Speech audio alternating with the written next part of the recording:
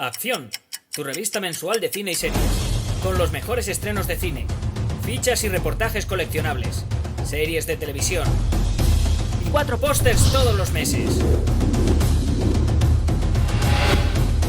Búscala en tu kiosco. Bueno, Roberto, ¿qué tal? Aquí estoy en la Payancueva para hablar de 12 monos. Película tremendamente interesante, que me ha dado mucho curro de documentación paralela, por decirlo así, a la propia película. Porque como tú bien sabes, puesto que la has visto, y de paso aprovecho para avisar que esto es un vídeo con spoilers, es decir, esto es una crítica con spoilers y vamos a hacer destripamiento de la película. Con lo cual, si alguien no la ha visto, pues que se apee. Roberto la ha visto y por eso la pide, pero si no, si alguien no la ha visto, pues lo que yo recomiendo es que dejéis de ver este vídeo, que veáis la película, que merece la pena, que es muy interesante, y después ya os veis este vídeo, este comentario, esta videocrítica. Si os gusta lo que veáis aquí, y voy a acabar ya con los avisos previos a, podéis darle a like, y podéis suscribiros al canal para ver más vídeos y demás. Y después que esto es un vídeo de la revista Acción. Acción es una revista en kiosco, en papel, en físico. El soporte físico, siempre importante el soporte físico, no me cansaré de decirlo. Y bueno, simplemente voy a destacar, tiene muchas secciones, noticias, reportajes, entrevistas, etcétera, etcétera, etcétera, críticas. Pero bueno, como vamos a hacer un análisis, pues por ejemplo aquí tenemos, en este número tenemos un análisis de Lawrence de Arabia, ¿de acuerdo? Que son similares a los que hacemos aquí en los vídeos a la carta. Y tenemos otro, este de Lawrence de Arabia es de un servidor, Miguel Juan Payar, y este otro es de mi colega Jesús Usero sobre Braveheart. O sea, en este número concreto, que no es exactamente el de este mes, pero en este número concreto pues venían dos análisis, a veces viene uno, dos, en fin. Tenemos esta sección especial de análisis que es muy similar a lo que estamos haciendo en los vídeos a la carta. Y dicho esto, y volviendo al tema que nos ocupa, Roberto, lo dicho, muy interesante película, 12 monos. Tengo un montón de chuletas, así que por hacerlo un poco ordenado, porque tiene mucha materia esta película, y para que me dé tiempo a comentar todo en el vídeo, si te parece, voy a ir tirando de chuleta continuamente, ¿de acuerdo? De las notas un poco que he estado viendo. Bueno, primero, esta película tiene una, digamos, ya está indicada desde el principio en la película, está libremente inspirada por algo que después han titulado El Muelle, un cortometraje, La Jetée, de Chris Marker de 1962, que es una película, digamos, construida solo a base de fotos, y que es muy curiosa como ejercicio cinematográfico con fotos fijas, por decirlo así, ¿no? Bueno, pues este corto, este mediometraje, inspira 12 monos, inspira a Terry Gilliam la propuesta de 12 monos, ¿no? Y bueno, esta también hay que decirlo, es una película 12 monos, que es una película que por los tiempos que estamos viviendo de pandemia y demás, pues puede tener lecturas actuales aún más siniestras de las que tuviera en su momento, más inquietantes, sobre todo en su parte final, en el tercer acto, en el desenlace, donde puede tener, digamos, lecturas más siniestras en cuanto a algunas frases de diálogo que parecen estar describiendo lo que ha pasado después con la pandemia de COVID-19, ¿no? Y por ejemplo, cuando están en el cine y la protagonista le dice al protagonista, Bruce Willis, le dice algo así como, bueno, todavía no están seguros de si eso será verdad o no, ellos están en su fantasía y demás.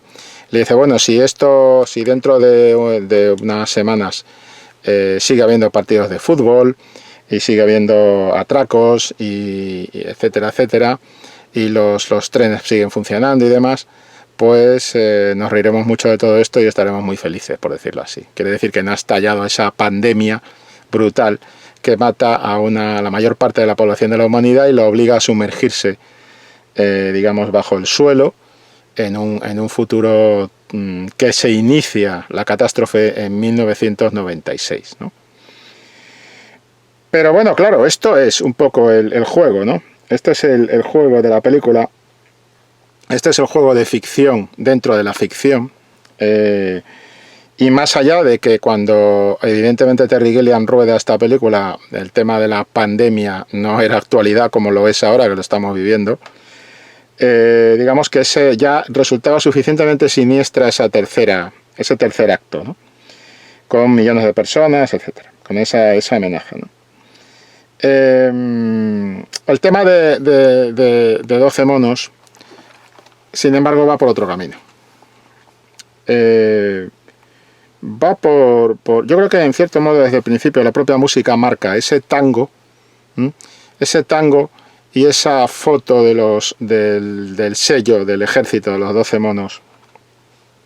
Yo creo que está marcando también lo que define la filmografía de Terry Gilliam, que es ese tono de tragicomedia.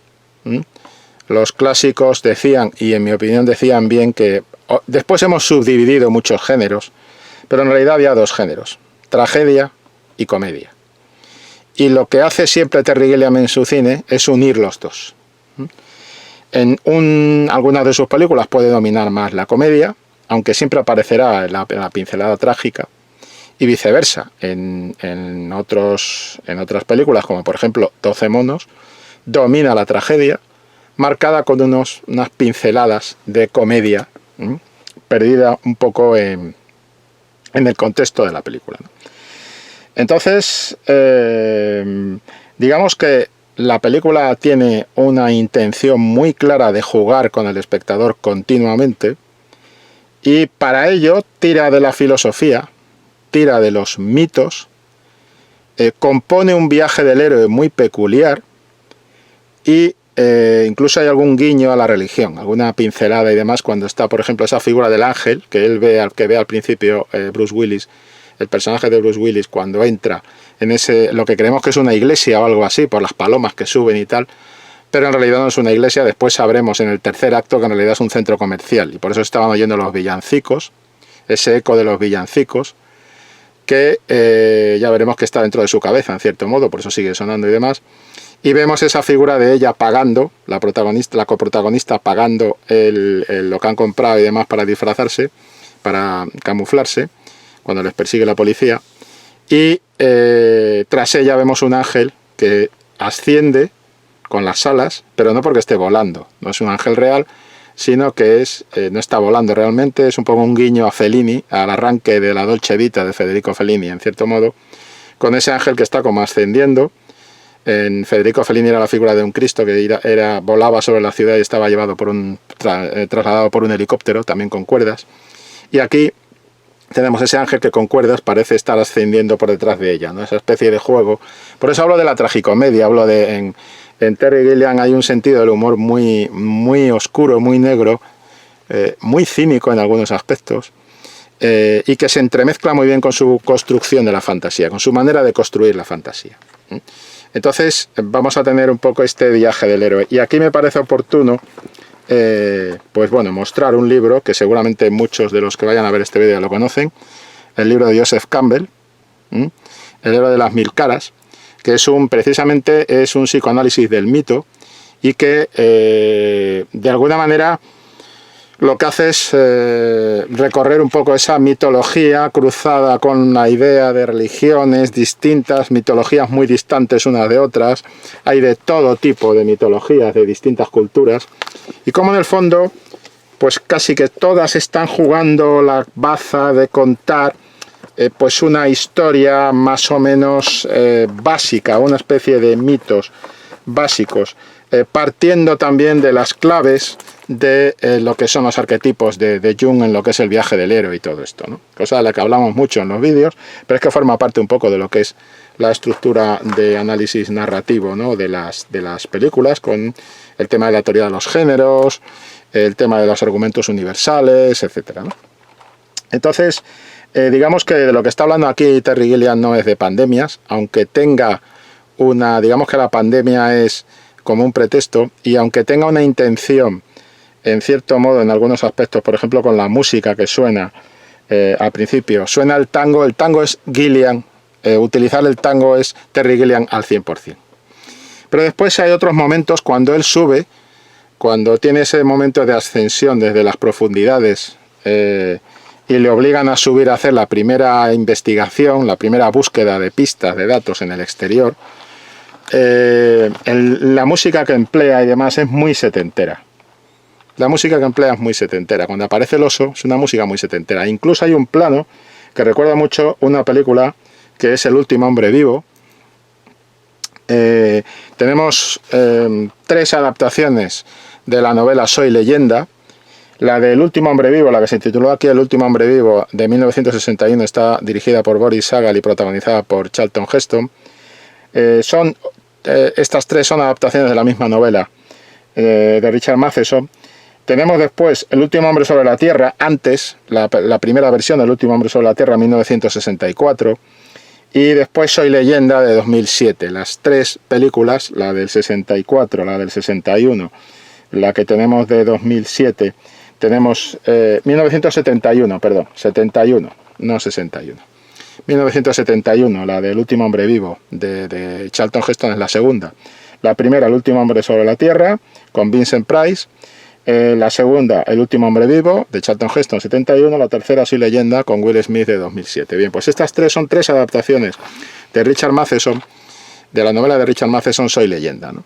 Y también habla de epidemias, también habla de pandemias, también habla de un apocalipsis, una extinción de la humanidad y demás.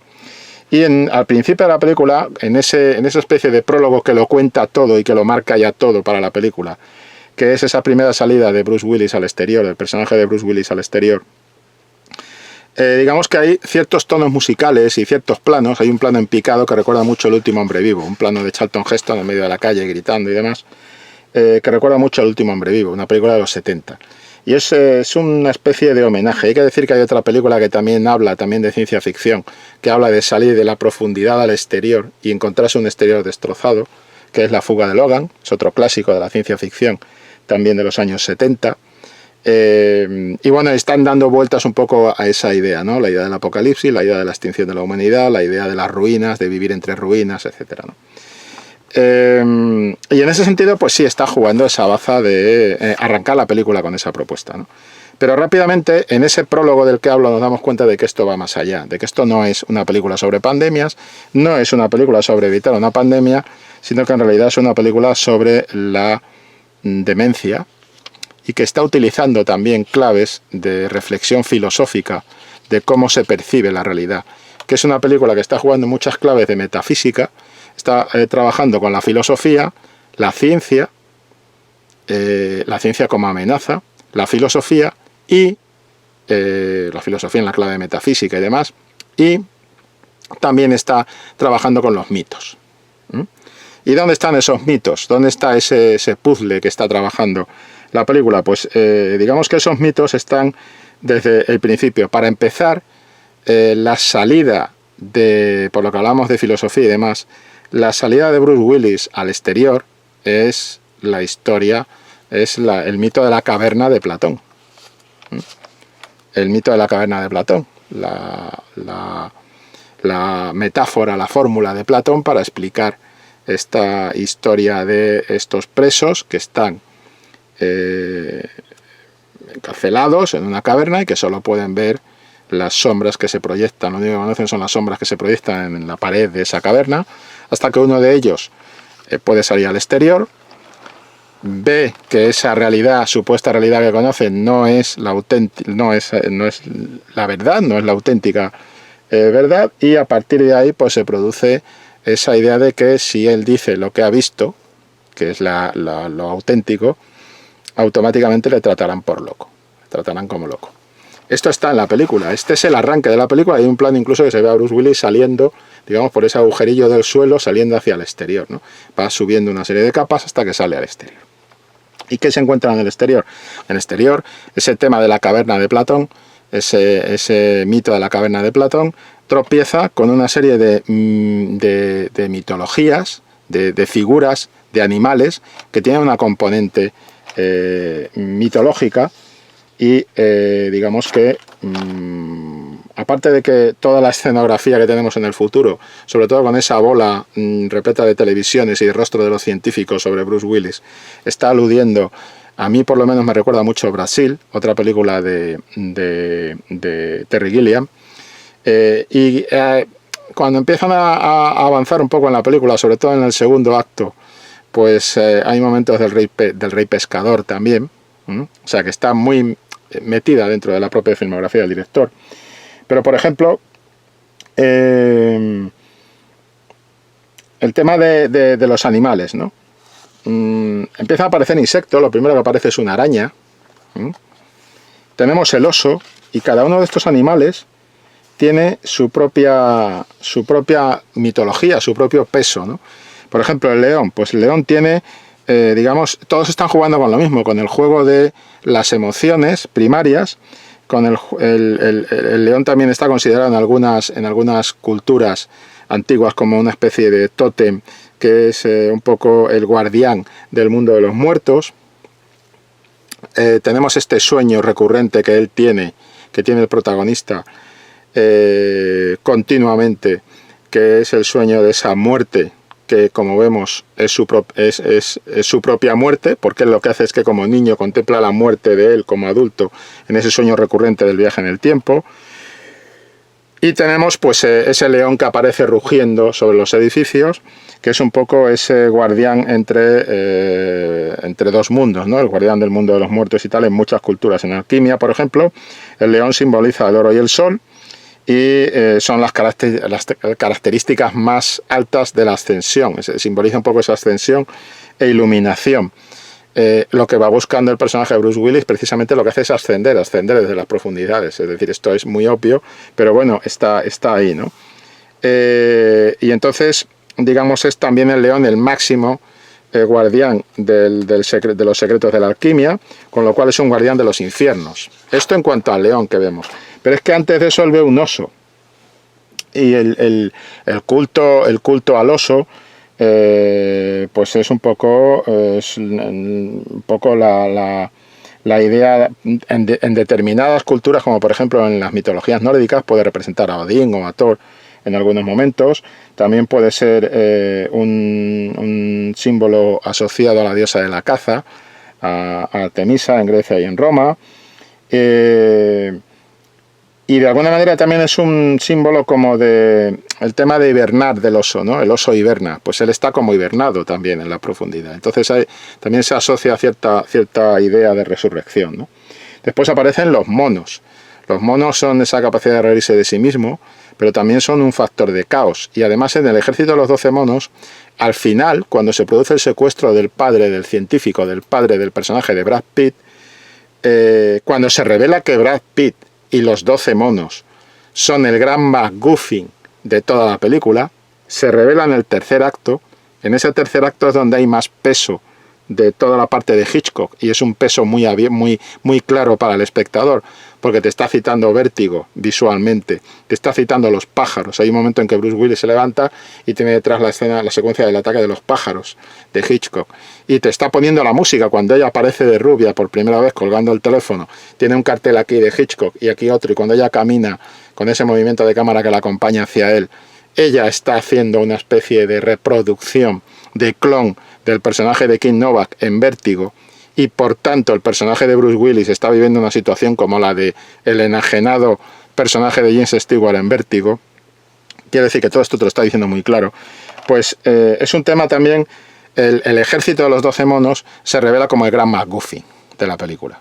De la película y de esa especie de teorías de conspiración, de teorías conspiranoicas que animan todo el argumento de la película, ¿no? De quién soltó el virus, quién hizo circular el virus.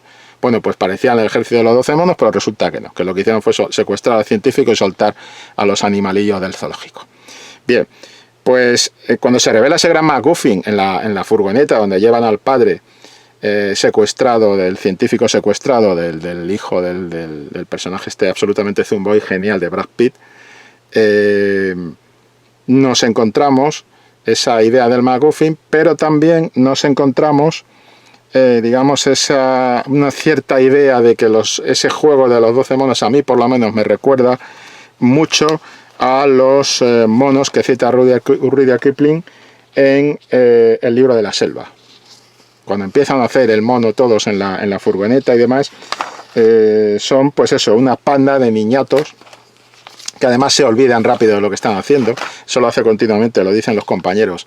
Brad Pitt inicia planes que nunca llegan a ningún sitio, nunca los completa, porque como a los monos del libro de la selva, como lo contaba Kipling en el libro de la selva, inician algo pero nunca lo terminan porque se olvidan, se cansan, se aburren y se ponen a otra cosa. Y Kipling incluso llega a decir, pueden llevar durante todo el día una rama pensando hacer grandes cosas con ella y después en un momento determinado rompen la rama y se dedican a otra cosa. Bueno, pues esto me ha recordado mucho este Ejército de los 12 monos, ¿no? También es cierto que la interpretación de Brad Pitt, cuando aparece precisamente en el cuartel general del Ejército de los 12 monos y está explicando sus planes y todo esto, empieza a mover las manos y todo esto, es muy curioso porque me cuesta mucho no pensar que fue una inspiración para Heath Ledger cuando interpretó el Joker, ¿no? Te puedes revisar esas secuencias, te puedes echar un vistazo a esas secuencias, a esa secuencia concreta, y verás como, así como en la primera vez que aparece Brad Pitt es como un dibujo animado, y ahí está un poco la tragicomedia, ¿no?, de Terry Gilliam en esta película. Cómo está jugando, presenta a los personajes, por ejemplo, al final, la transformación del personaje de Madeleine Stowe cuando se tiñe, cuando aparece con el pelo rubio y demás, esa transformación te la presenta con música de Hitchcock, con la música de la película Vértigo de Hitchcock. O sea, que te la está presentando a través de los ojos de él, pero a través de los ojos de él como si él fuera James Stewart. Pero lo hace con la música, utiliza el elemento música, aparte del movimiento de camarita.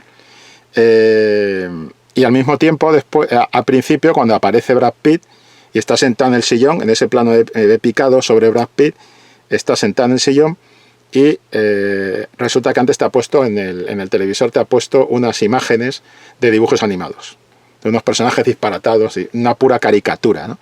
Y el personaje de Brad Pitt está construido interpretativamente como dirección, como una caricatura. Y de hecho, cuando está en el sillón, cuando llega el enfermero con Brad Pitt, con Bruce Willis y le dice, oye, fulanito, entonces suena como el sonido de un muelle en lo que se está oyendo, el sonido diegético, se está oyendo la banda sonora, el sonido, la banda sonora de los dibujos animados de la tele, y entonces suena como un muelle en esa banda sonora, ¡boing! Y entonces el otro se pone así, Brad Pitt es como si despertara de golpe en la historia y fuera como si le hubiera propulsado un muelle, ¿no? Y todos los movimientos que hace y tal son de dibujo animado, de pura caricatura. Eso lo va a hacer durante toda la película, pero yo creo que concretamente en la secuencia en la que está en el cuartel general de los 12 monos, con la media esta medio puesta en la cabeza, está sentado allí tomando notas y tal, y aparece la psiquiatra por fuera haciendo esa pintada y todo esto. En ese momento concreto, él empieza a darle la chapa a uno y decirle que él, esto y lo otro y lo demás allá. Todo ese discurso y toda esa gestualización con las manos y tal, todo eso, a mí me cuesta mucho no pensar que fue una inspiración para Heath Ledger en su Joker en El Caballero Oscuro. Me cuesta mucho, pero bueno, es una propuesta tal.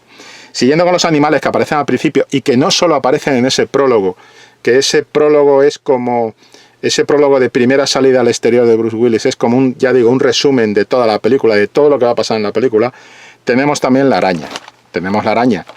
La araña es un símbolo de misterio. Todo es una araña tejida. De hecho, él teje una araña en torno a... Recordemos que después en el psiquiátrico se come la araña.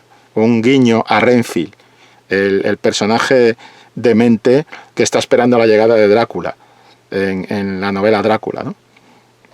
Bueno, pues este momento Renfield de comerse la araña para conseguir esa prueba que pueda llevar al futuro de su inspección y todo esto, la araña está asociada también al símbolo del infinito. Y si te das cuenta, se produce un bucle infinito, porque él ve su muerte, vuelve al pasado en la ficción. Ve su muerte, en la ficción dentro de la ficción, porque ahora vamos a hablar de las capas que tiene la película de realidad.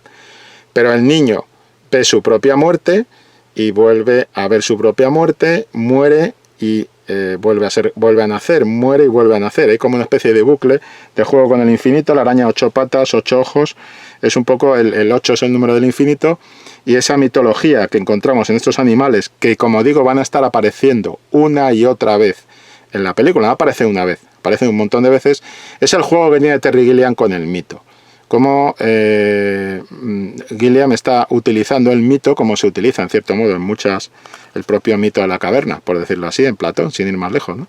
Como se utiliza en muchas propuestas filosóficas, y hasta qué punto pues también es la clave pues para los viajes del héroe y todo esto que hemos dicho antes, ¿no? Entonces, digamos que estos animales, el oso que vuelve a aparecer más tarde, y aparece, curiosamente hay un momento en que los animales empiezan a aparecer, digamos como un referente, el mono que lleva el bocadillo al niño, que está supuestamente metido, atrapado en ese pozo, pero que no está en el pozo, sino que está, eso es otra realidad, está o no está, quizá o quizá no, algo que le dice después ese sonido, esa voz que va oyendo Bruce Willis durante todo su viaje, ¿no? De ese personaje que le avisa, quizá estoy o quizá no estoy, quizá estoy aquí espiando para los científicos de ahí arriba, o quizá no estoy, te lo estás imaginando, ese quizá sí o quizá no, el tema de la realidad, el cómo cambia la realidad, otra propuesta que también está ahí, no cambia la película, o sea, la película es la misma, pero ha cambiado, pero no es ella la que ha cambiado, no ha cambiado la película, has cambiado tú. Tú eres el que ha cambiado, no la película sigue siendo la misma. Este tipo de reflexiones están salpicando todo 12 monos, ¿no? Y bueno, también están en los monos, ya hemos dicho, los monos gastando bromas pesadas, lo que hemos dicho del libro de la selva de Rudyard Kipling, digamos que está ahí, ¿no? Entonces, digamos que con todo ese juego nos vamos a encontrar una especie de reflexión filosófica que, como digo, en algunos momentos todo lo que es en el futuro, toda la escenografía, el diseño de escenografía del futuro está muy bien.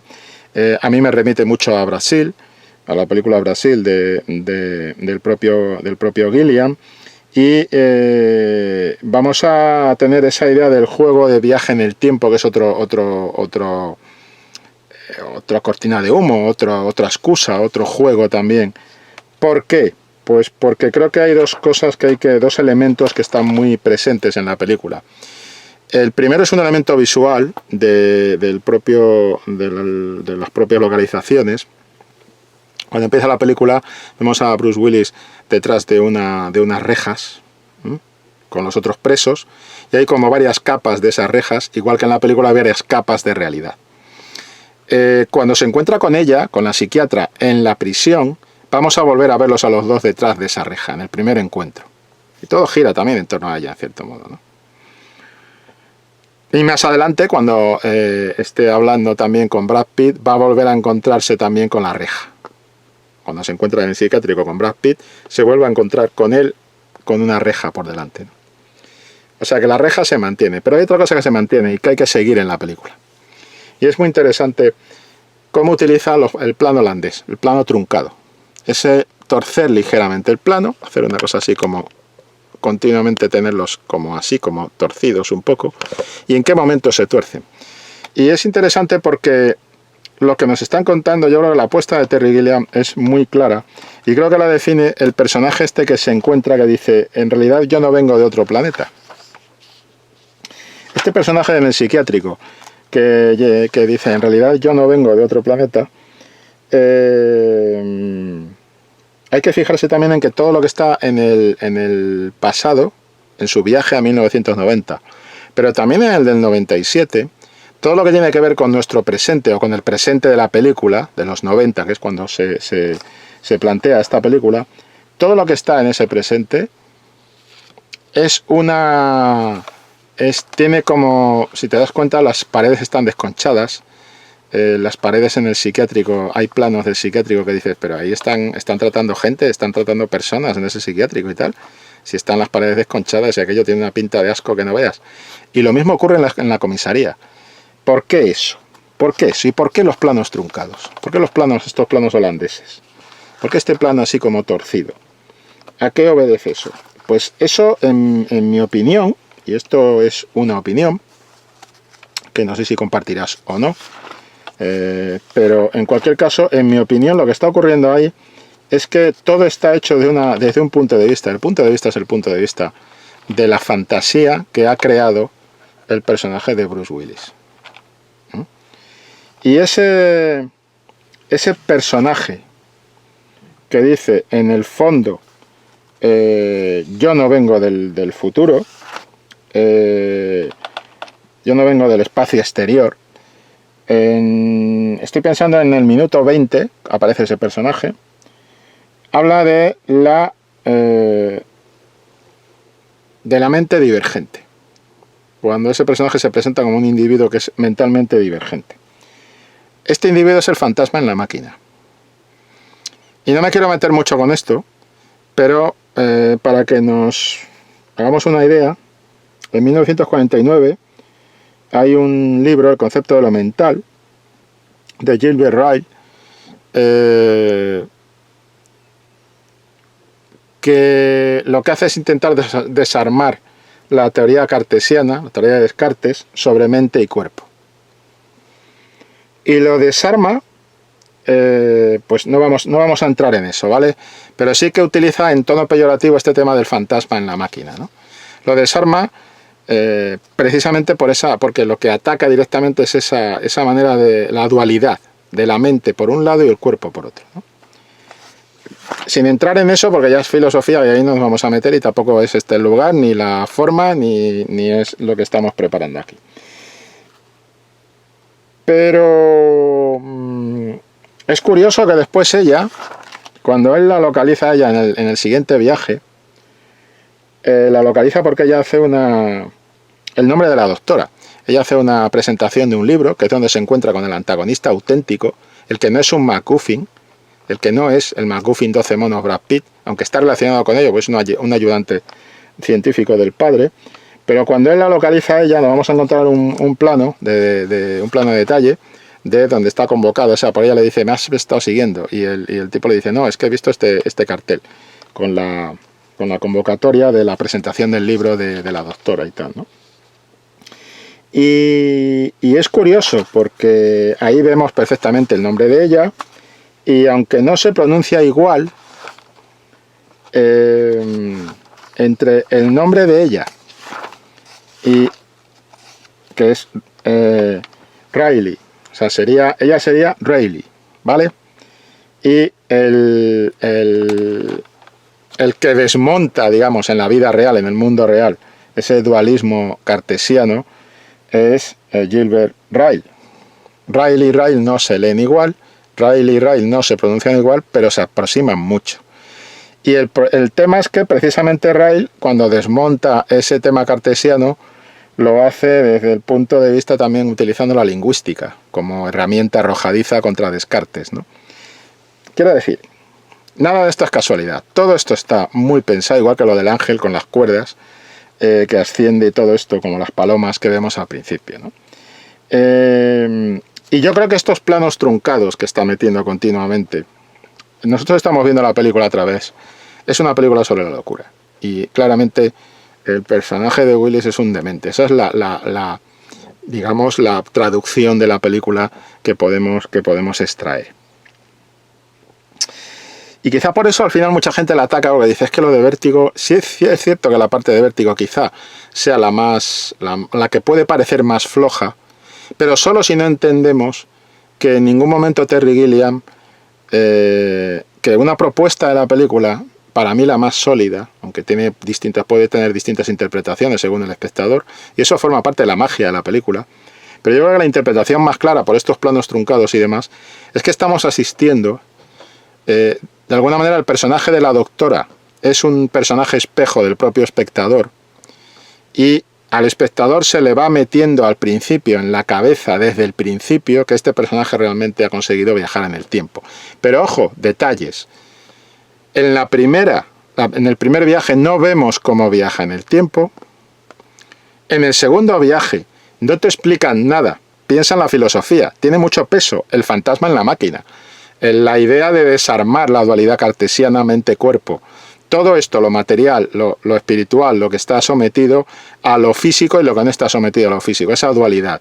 Y ese desmontar con el fantasma en la máquina, que te lo pone bien claro, porque al final es curioso que te hace el plano y vemos que este personaje dice, en realidad yo no vengo del futuro y tal, tiene unas zapatillas de conejito, y te hace ¡pam! Un sonido también de dibujo animado en el psiquiátrico, ya te digo, minuto 20. Para mí esa es la clave, ese personaje es clave de la visión de la película. La visión de la película, en mi opinión, nos muestra lo que es toda una fantasía del personaje de Bruce Willis y lo que consigue el cachondo de Terry Gilliam, aquí viene la tragicomedia, con subrayado en comedia, consigue que nosotros, con ese personaje espejo, que es el personaje de la protagonista, coprotagonista, seamos abducidos a la locura del personaje de Bruce Willis. y entremos en ese juego, ¿no? Y eso hace que la tercera parte, o sea, el tercer acto, perdón, con todo el tema de Vértigo, de Hitchcock y tal, sea tan obvio, sea tan claro, porque en el fondo hemos entrado en otro nivel de su fantasía, ¿no? Y estamos aceptándolo todo, por eso está esa mirada final de ella, adulta, al personaje de Bruce Willis, niño, ¿eh? Que es como si nos mirara a nosotros, ¿no?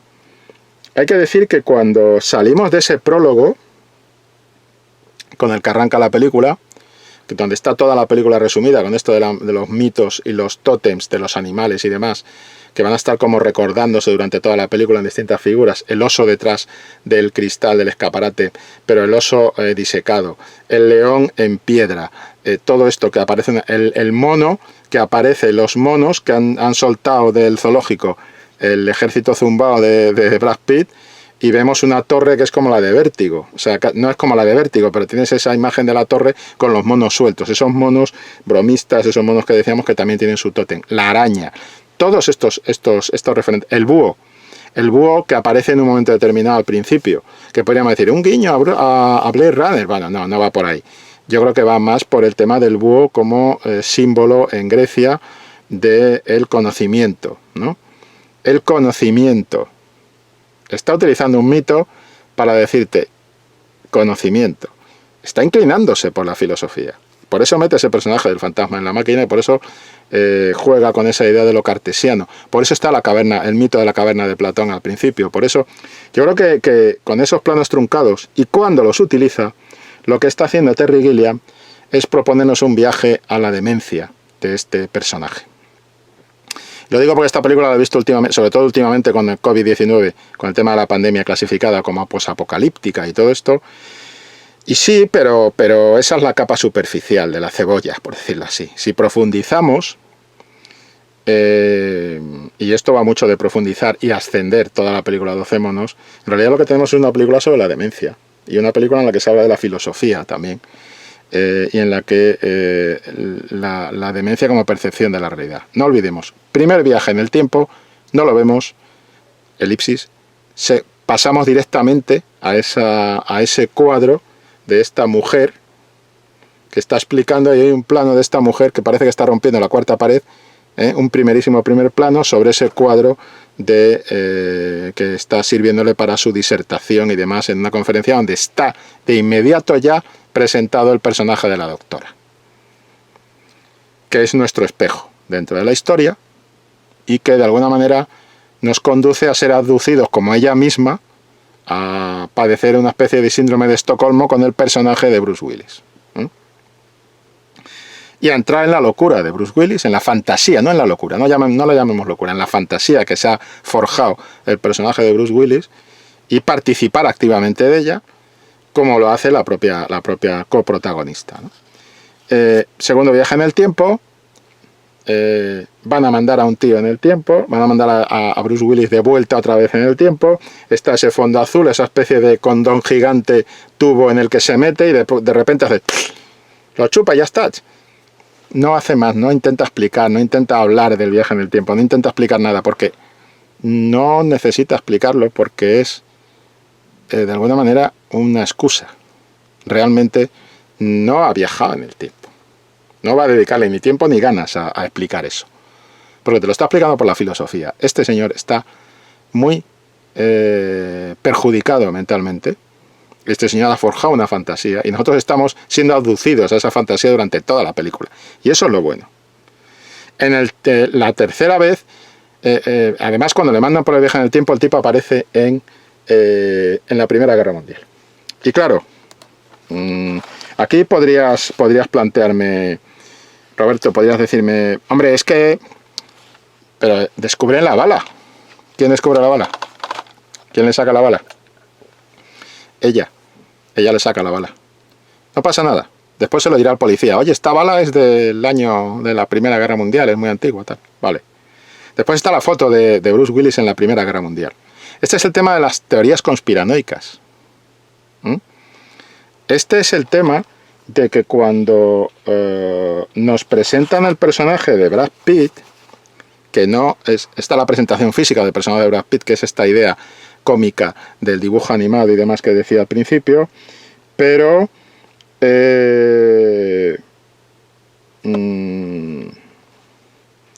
cuando lo vemos la primera vez en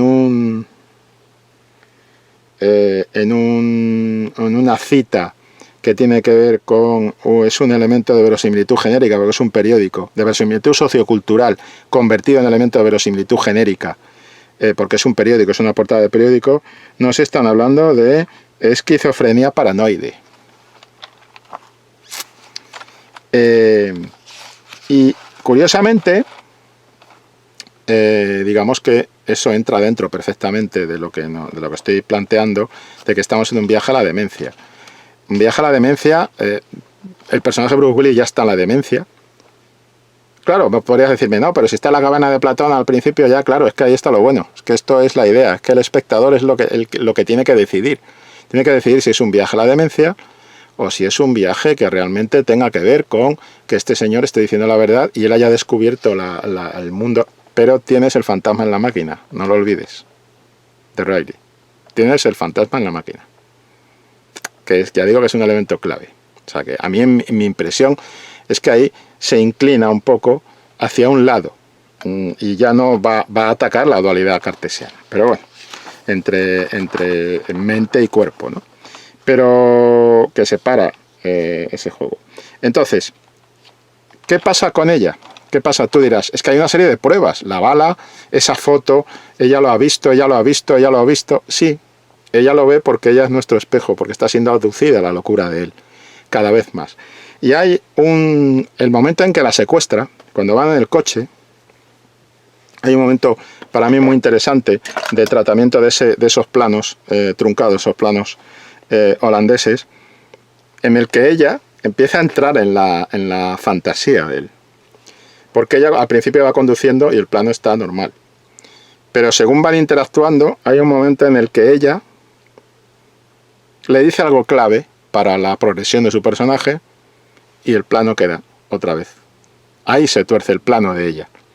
Y a partir de cierto momento vamos a ver que los planos de ella también están torcidos. Los planos que tiene Bruce Willis con Brad Pitt al principio en el psiquiátrico, la mayoría están también torcidos. Están casi todos torcidos. ¿Por qué? Porque están manteniendo una relación, una conversación de mente a demente, por decirlo así de alguna forma, ¿no? No de mente a mente, sino de demente a demente. Entonces ahí tienes un poco ese uso, ¿no? De por qué ese plano truncado y demás. Las visiones, esos planos picados, cuando llegan los guardias a detenerle en el psiquiátrico y se ve en la pared daño, peligro. O sea, todo es lo que ella le explica en el coche a él. Ella empieza a explicarle a él eso. Tú te has imaginado todo esto, tú has creado y tú antes no me veías a mí, pero ahora me ves por todo lo que ha pasado. Se lo dice cuando la tiene atada en la cama. O sea, ella se lo va justificando continuamente. Ella es una escéptica al principio, tiene que serlo como nosotros. Pero para que el juego funcione, para que el truco funcione, para que seamos abducidos a la historia, nuestro personaje espejo, que es ella, tiene que ser abducido. Y nosotros iremos detrás de ella. Y eso es lo que pasa. ¿Y con qué nos abduce? Con algo que las pasiones, los afectos, los sentimientos, las emociones, digamos que él crea toda una fantasía en torno a ella. Y al final, el propio Terry Gilliam te lo dice. Es más, te pone el dibujo ese de los anillos de los árboles, la secuencia de Vértigo.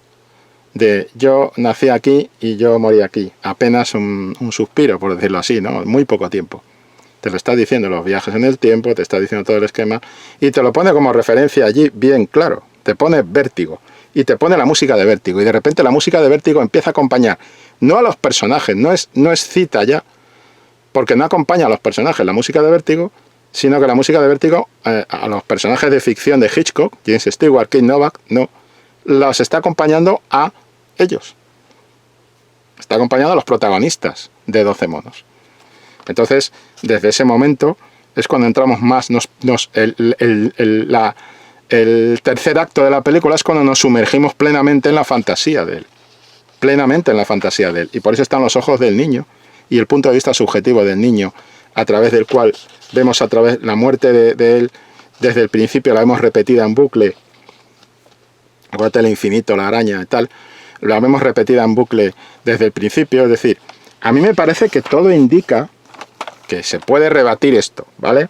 Por supuesto, y de hecho el debate con esta película y con otras similares es muy interesante, ¿no? Pero creo que todo indica que él está apostando por esa inmersión en la demencia, ¿no? Lo cual no le resta que esto sea una gran película de ciencia ficción, una muy interesante película de ciencia ficción, lo cual no le resta todos esos referentes de carácter pandémico que hablaba yo de Soy Leyenda, de las adaptaciones de Soy Leyenda de Richard Matheson, de la novela de Richard Matheson, lo cual no le resta ese tono onírico, pero fíjate lo que te decía, aparte de los planos truncados y de cómo ella, de estar en un plano normal, empieza a aparecer en planos truncados, según se va metiendo más en la fantasía de él, hasta que queda empastada, queda abducida por la fantasía de él. Aparte de eso, fíjate otro detalle. Lo que decía, las paredes, la visión de esa sociedad del pasado, es una visión que está como casi a punto de ruina ya. Esos techos desconchados, esas paredes desconchadas, ese rojo bestial que hay dominando cuando se encuentra con esa escalera en espiral hacia arriba, que después será en espiral hacia abajo, espiral hacia arriba, hacia abajo. Es cuando se encuentra con el personaje de Brad Pitt en su segundo encuentro, cuando ya está Brad Pitt en la conferencia que está, en la reunión esta que está haciendo el padre, que está ahí el FBI, hay personalidades y tal, y como el propio Bruce Willis va de rojo y además, digamos, todo lo que le rodea es rojo, o sea, todo el símbolo, todo lo que rodea a todas las apariciones, todo lo que es la visión de la película, está jugando con nuestras dudas continuamente, y al final te da un final que podrías pensar que es triste, trágico, porque muere Bruce Willis, muere el personaje de Bruce Willis, muere el protagonista, pero al mismo tiempo tiene ese punto agridulce, con la mirada de ella hacia el niño. Ella reconoce que ese es el niño, que ese es el hombre que ha muerto en su infancia, y que por lo tanto todo lo que él le contó era verdad y tal, porque ella está plenamente dentro, absorbida absolutamente por la fantasía. Eso significa esa mirada.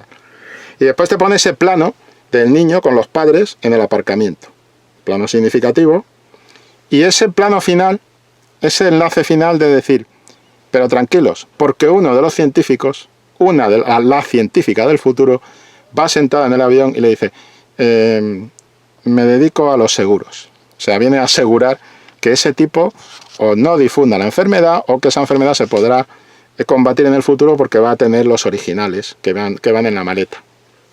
Lo cual, círculo perfectamente cerrado y tal. Pero eso forma parte ya de la fantasía de él.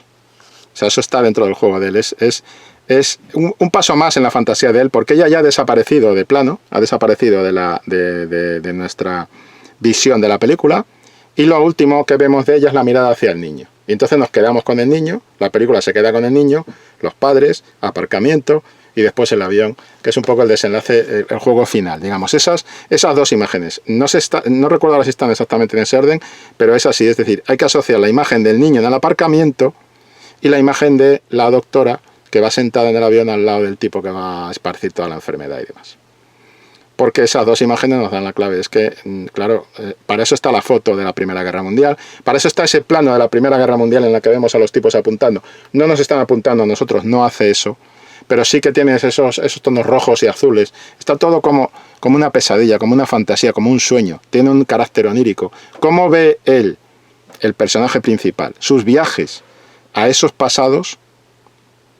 Está siempre con estructuras desconchadas, con techos, con paredes. Los ve como si fuera un sueño. Están recreados como si fuera un sueño. Y eso es significativo, porque pasa en el psiquiátrico, pasa en la comisaría, pasa en las calles, cuando entran en ese teatro que está como desarmado, todos son como elementos, pasa en esas imágenes oníricas de las jirafas en el puente, por ejemplo, las imágenes de las jirafas atravesando el puente, que están justificadas porque han abierto las puertas del zoológico. Sí, todo esto está así, pero cuidado. Él también llega allí y dice, esto lo he visto yo en mi sueño. Es que estamos en tu sueño, colega. Es decir, estamos continuamente en la fantasía, ¿no? Cómo él queda dormido y los movimientos de cámara, ¿vale? El movimiento de cámara hacia él cuando despierta sale del sueño onírico, y el movimiento hacia ella cuando aparece de rubia, en fin. Me parece que esto va por ahí, ¿no? Yo apuesto por la filosofía, apuesto porque él nos cuenta, Terry Gilliam, la demencia, este paseo, esta inmersión en la demencia. Pero bueno, esto ya digo, es opinable y debatible y todo lo demás. Así que nada, un placer. Nos vemos en otra, Roberto, por aquí, por la Payancueva. Y seguimos, ya sabéis, con la revista Acción, con las videocríticas a la carta. Hasta luego. Acción, tu revista mensual de cine y series. Con los mejores estrenos de cine, fichas y reportajes coleccionables, series de televisión y 4 pósters todos los meses. Búscala en tu kiosco.